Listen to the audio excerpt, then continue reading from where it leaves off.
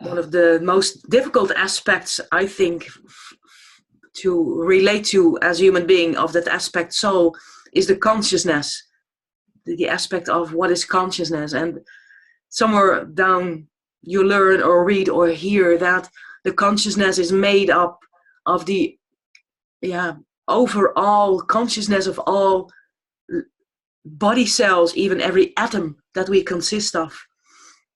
And that, to me, that image to me gives me such an impression of the captivity of our soul, because if I eat something or assimilate something, breathe something in, whatever I do, I take in atoms.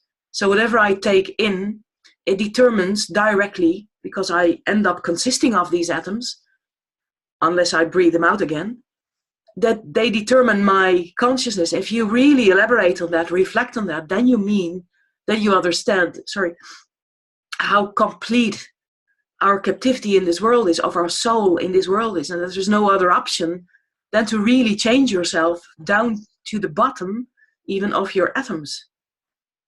At least if you think in the same line of thinking, then you see, wow, that is really some process. If you look at the soul from that perspective, that one perspective only, to the fact that we state, yeah, but we have to build or give way to a new soul and a new consciousness.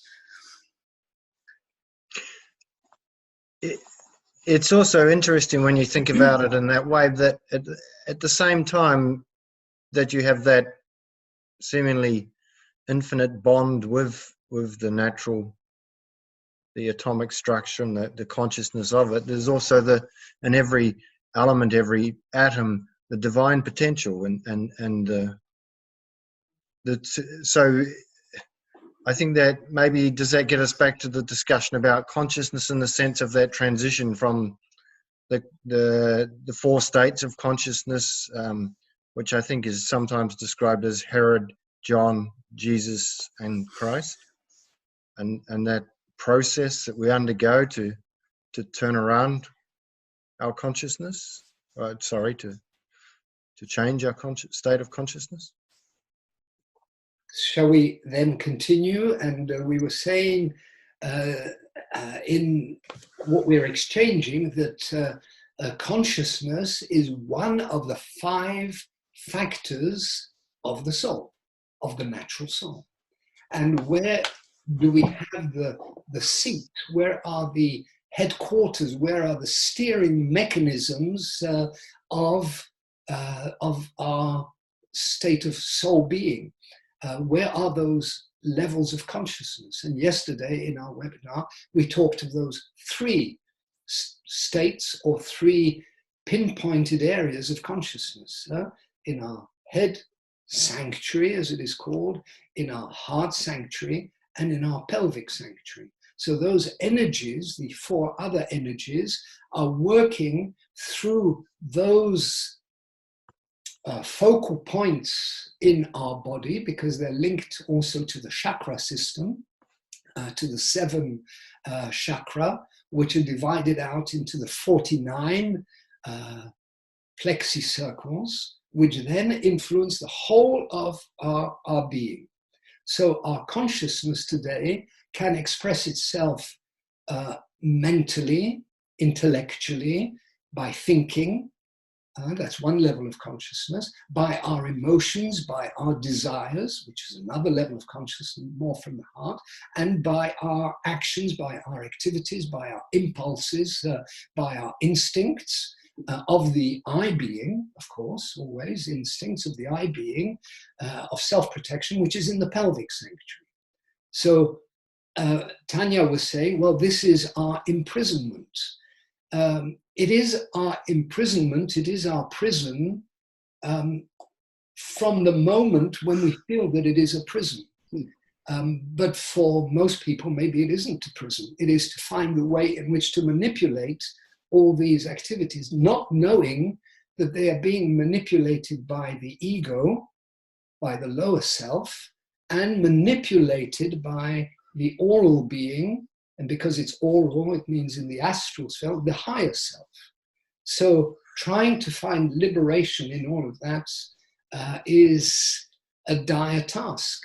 And in fact, psychologically, also materially, in terms of our state of composition, impossible, because we are living in a closed system. And this is the wonder of it, that when we talk of the personality, we say that it can become an instrument. It's either an instrument of the ego, of the selfishness, of the egocentricity. I'm sort of stressing those words because you find in them the expression exactly of the I being, the animal being that people are, that we are, working for ourselves, for our own elevation, for our own liberation, for our own spiritual liberation even, but still completely enclosed. Yet that personality aspires to the truth, aspires to light, aspires to liberation, aspires to many of these elements, which, as Jose was saying, the ego has no understanding of that. It's not interested, doesn't even know about eternity. But we as a personality speak of the eternity, because then we need to introduce the fifth element, the new element, which is not just the ego, the personality, the higher self, and the monad, but the geometric center of our being, which is the spirit spark atom. So it is an atom which is not related at all to our atomic structure. And it is a spark, and it is of the spirit. So it doesn't belong to our conception, our universe at all. But it is there. It is in the geometric center, and the whole of religious, philosophical, in the deeper sense of the word, traditions speak of that center, that central point, which we in the Golden Rosy Cross talk about the rose. And that rose vibrates, that rose gives out energy, gives out strength, which then the ego feels as a threat, while the personality picks it up in terms of aspiration to the light, to truth, to liberation, and so on and so on.